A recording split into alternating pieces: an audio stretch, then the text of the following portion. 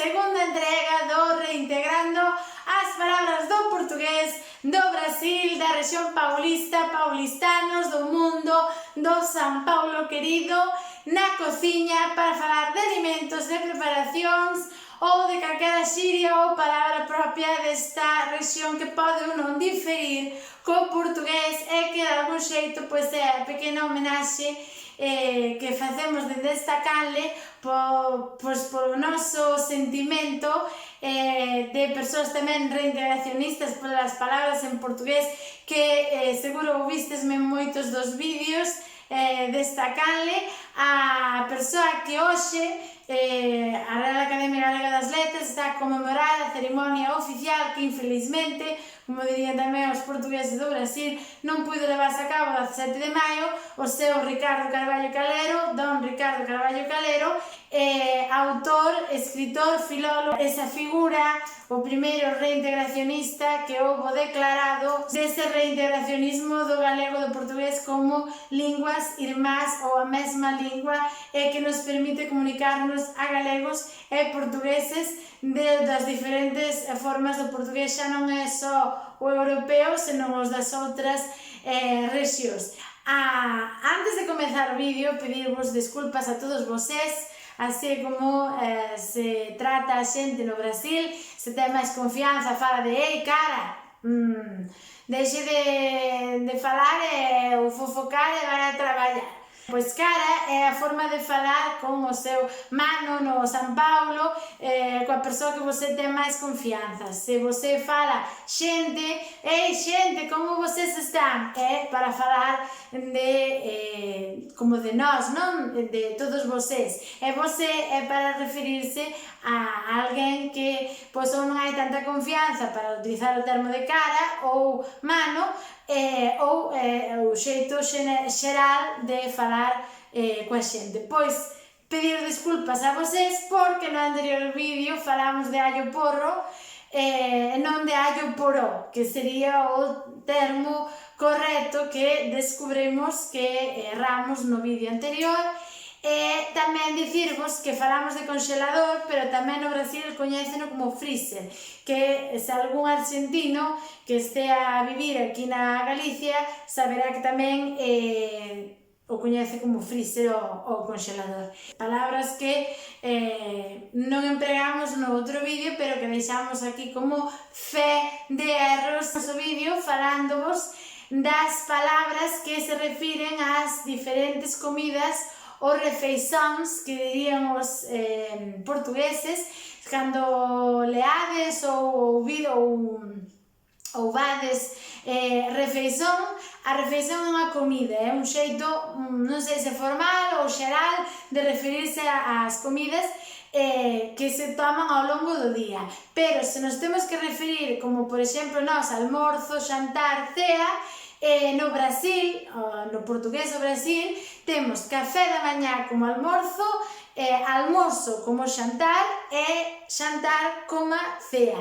E no medio, as comidas que se levan a cabo, pois as merendas ou no medio almorzo pola mañá, eles empregan como nome o de a hora do lanche. Lanche que podedes empregalo como sinónimo de sanduíche, é dicir, é o que poñemos entre dous anacos de pan, o que sería en castelán ou en español un bocadillo, a hora do bocadillo, a hora do lanche, a hora da merenda, non? Ben, dito isto, tamén quería dicirvos que todo o que falamos nesta canle chamaríase no Brasil culinaria, porque todo o que se refire á gastronomía, aos aspectos gastronómicos dunha cultura, dun pobo, no Brasil chamase culinaria.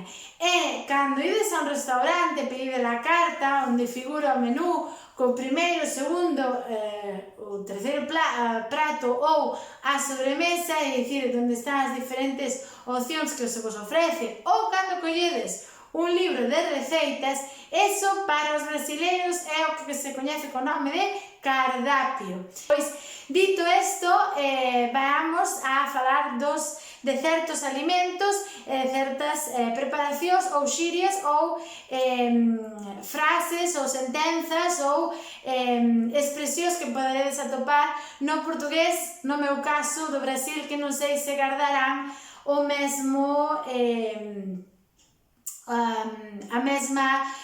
as mesmas palabras ou o mesmo significado que no caso do portugués de Portugal. Lembrade que ambas as dúas rexións falan o portugués, pero no Brasil, pola multiculturalidade que ten, ao ser un país moi grande e conter, sobre todo no San Paulo, en cidades, en megalópolis tan grandes, tanta xente de tantos lugares tan diferentes, mestúrase moito as palabras e, en moitos casos, ata a forma en como se acentúan.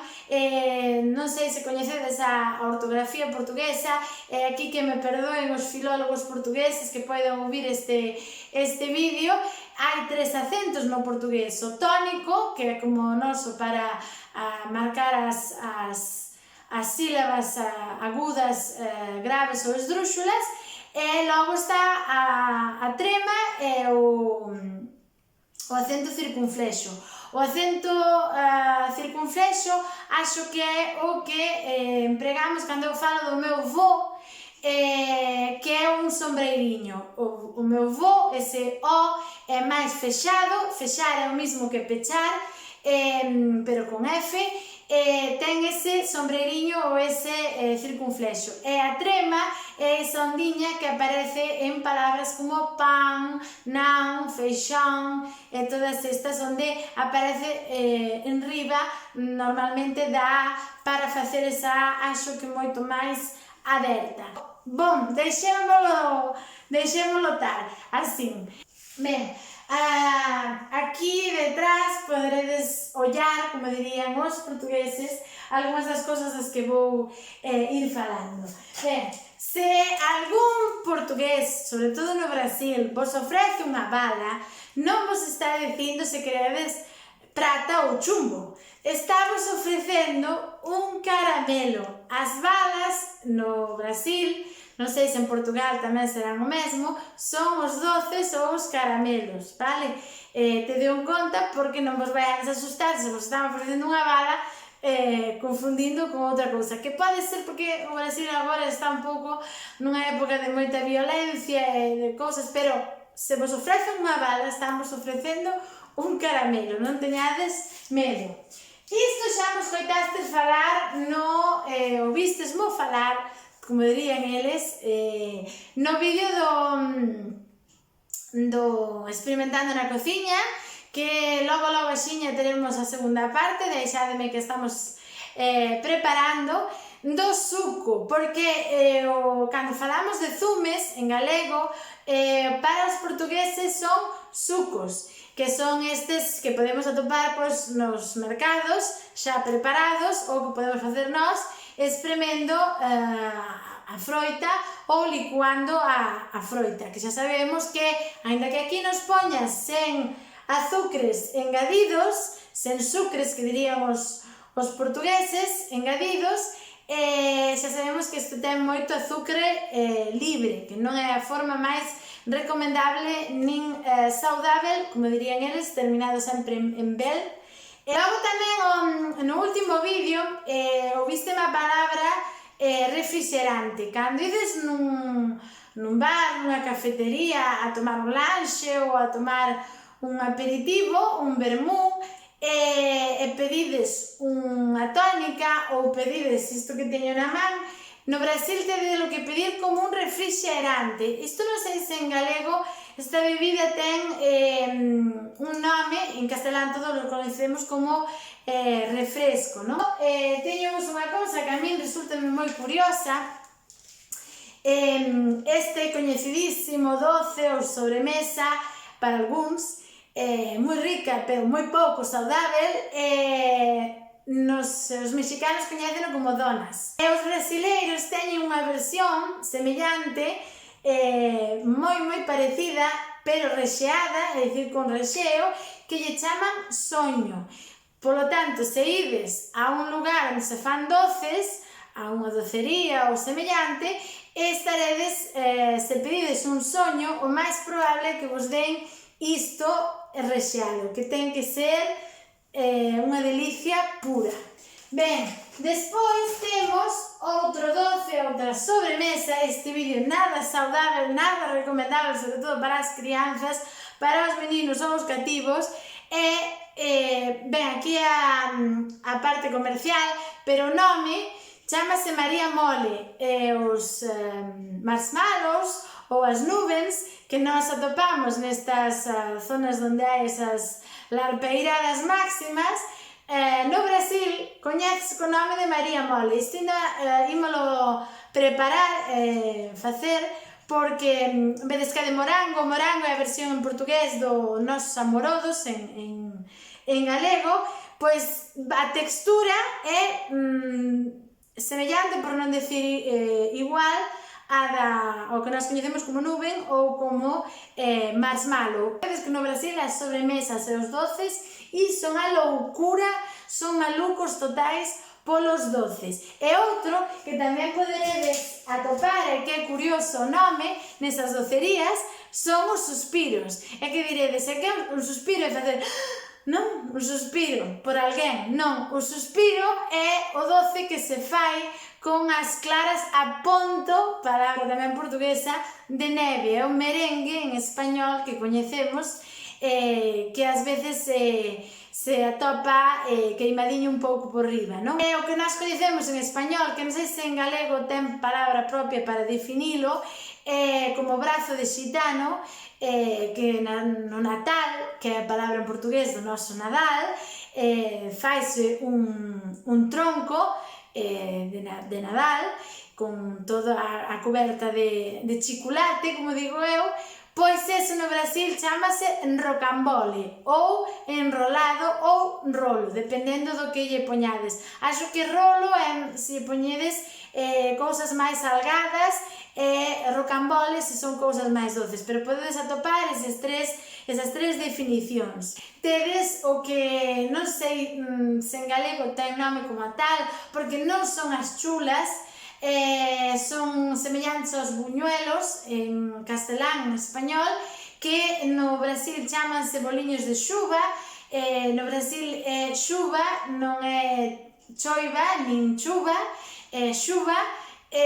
Chamase así, supoño que será polos punxosiños que son, e porque tamén son como masíos. Ouvistesme esta palabra un montón, as cousas masías, as cousas fofiñas, as cousas son moliñas, é dicir, como que se desfán. Outro caso doce, que é o resultado de bater a nosa nata. Aquí eu aprendín, non hai moito, eu chamaballe a nata tona, porque coñezo que a tona é a capiña que se forma de nata cando quences o leite e deixala refriar.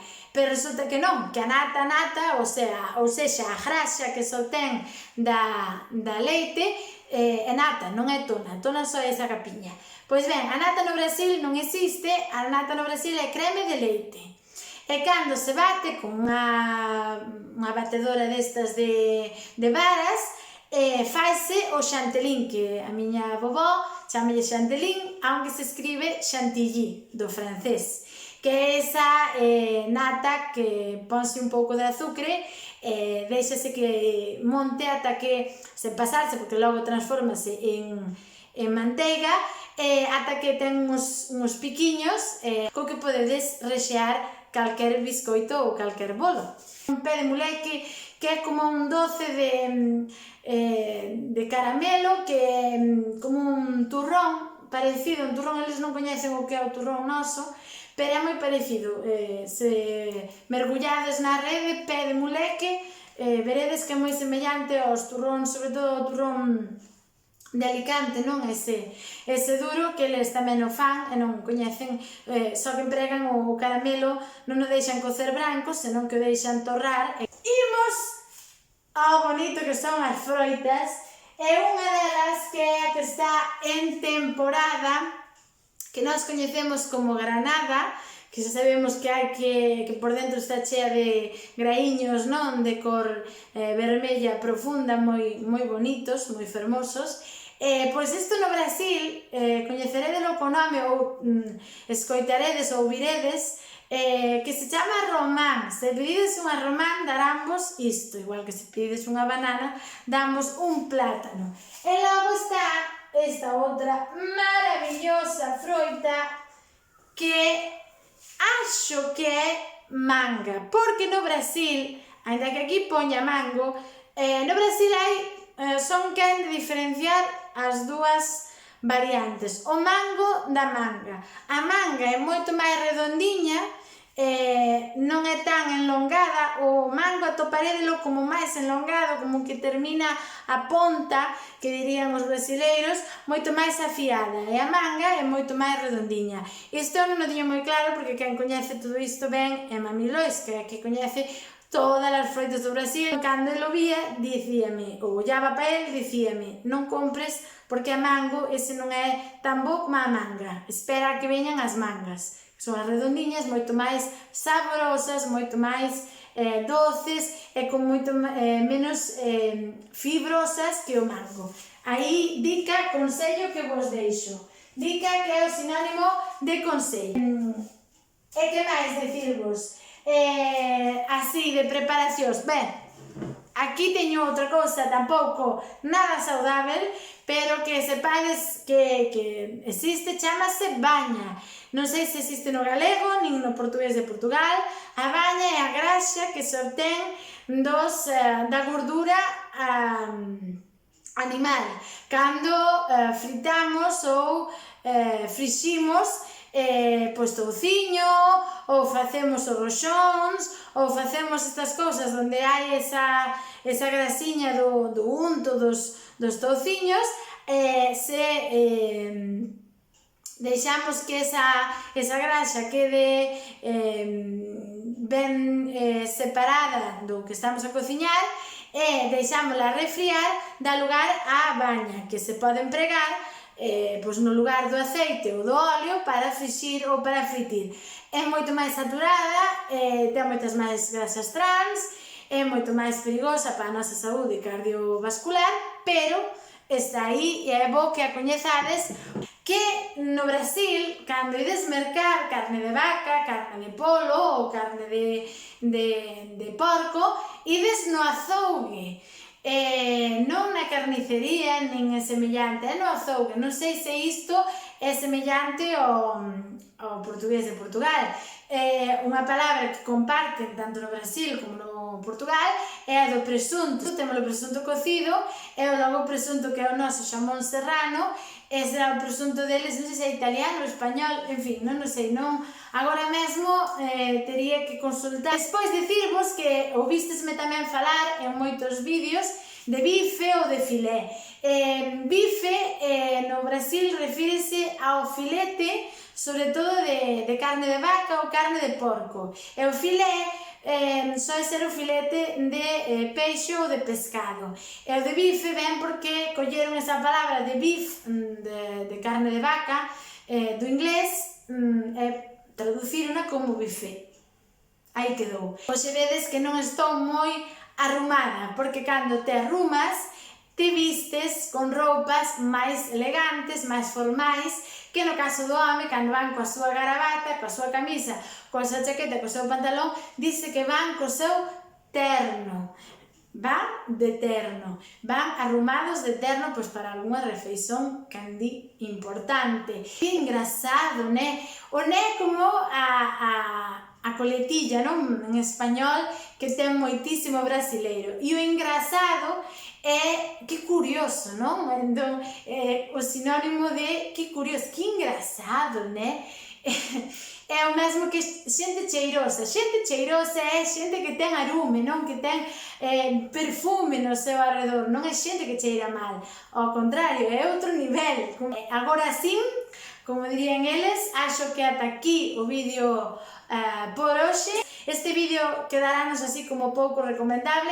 Habrá moito dietista, nutricionista que este mordéndose todas as unhas do corpo. Acho que xa dixen as máis importantes, e senón, pois sempre quedarános para facer unha terceira entrega deste Reintegrando as Palabras da Cociña.